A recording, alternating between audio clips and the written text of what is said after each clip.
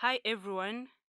Today we shall understand some deceptive practices of marketing.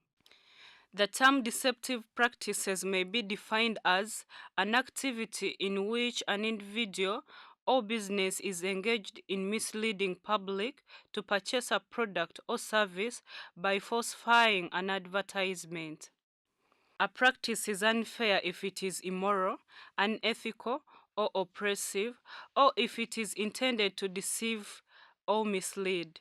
For example, free gift with purchase of goods worth rupees 3,000. It is generally regarded as a bad business practice because it violates the trust of customers and destroys the working relationship. There may be various types of deceptive practices which are explained as below. The first is price deception, which may be defined as giving incorrect or misleading information regarding product's price. The advertisements must fully disclose the price that a consumer is expected to pay for a product and present any discounts, sales, or markdowns in an honest way.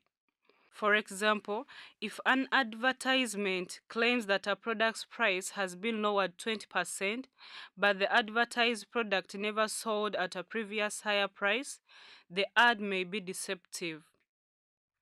The second is bait and switch, in which an advertiser makes a particular claim about the price or availability of a product while never intending to actually sell the product or to sell it for a much higher price.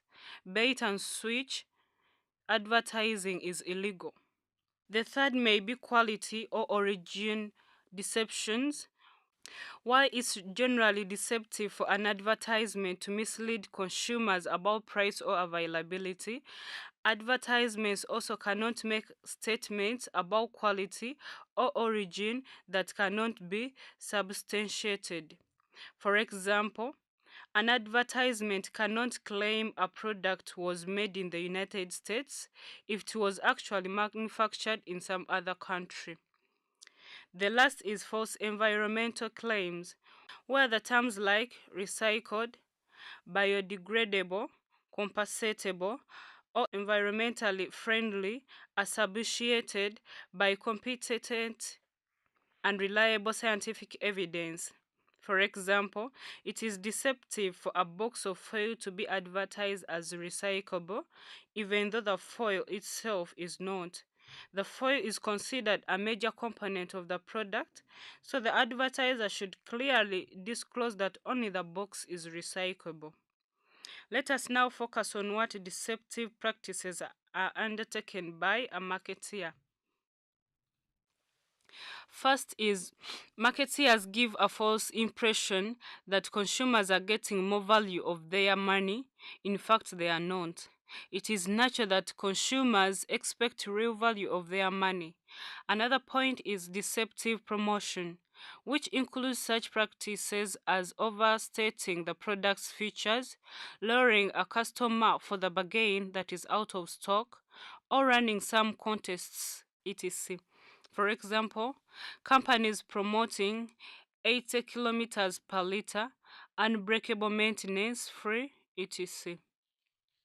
Deceptive packaging could be yet another practice, which may include package contents through confusing or make to believe design, using misleading labeling, and describing the sizes in misleading terms or measures.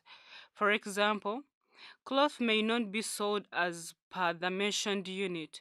Consumers raised objection to the advertisement effect given by Colgate Palmolive toothpaste of zero cavity. Therefore, it can be concluded that companies avoid such practices as these are detrimental to the reputation or status of the companies in future. Consumers are rational and may switch to more reliable companies and products, but must try to protect themselves against such practices. Researchers and advocates can report violation of industry self-regulation principles to the bodies overseeing self-regulation. Self-regulation involves a code of conduct or standards to which companies adhere, as well as a body that is charged with enforcing code of conduct. For example, the Children's Advertising Review Unit, CARU, and the Children's Food and Beverage Advertising Initiative, CFBAI, are the self regulatory programs that focus on advertising directed towards young children. Thank you.